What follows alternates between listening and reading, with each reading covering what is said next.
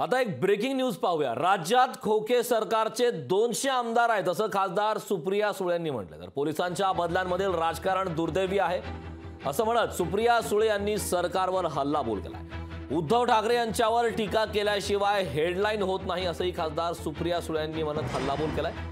सोबतच प्रकाश आंबेडकर हे राजकारणातलं मोठं नाव आहे, इंडिया आघाडीत त्यांची महत्त्वाची भूमिका असेल असंही सुप्रिया सुळे यांनी म्हटलंय। सोबतच महाविकास आघाडीचा फॉर्म्युला हा ठरलाय, फक्त शिक्कामोर्तब बाकी आहे असं देखील सुप्रिया सुळे यांनी म्हटलं। मोठा आमचा ठरलेला आहे ऍक्च्युअली फॉर्म्युला, तो त्याचा फक्त शिक्कामोर्तब व्हायचंच राहिलंय। बाकी फॉर्म्युला सगळा आमचा मागच्या वेळेस माननीय उद्धवजी, आदरणीय पवारसाहेब आणि सोनियाजी वगैरे आणि खडगे साहेब हे जेव्हा दिल्लीत मागच्या मीटिंगला आम्ही सगळे जे वरिष्ठ नेते होते त्या मीटिंगला, तिथे मोठा एक इन्फॉर्मली त्याच्यावर शिक्कामोर्तब झालेलाच आहे। ते फक्त आता ऑफिशियल पुढच्या 8-10 दिवसात होईल।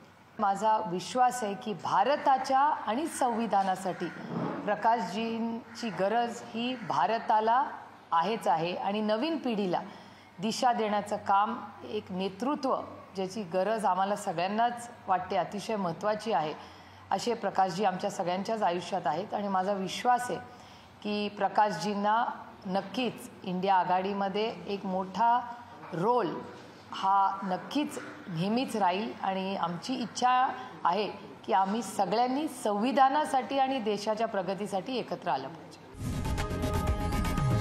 लोकशाही मराठी ऐका, पहा, जागरूक रहा।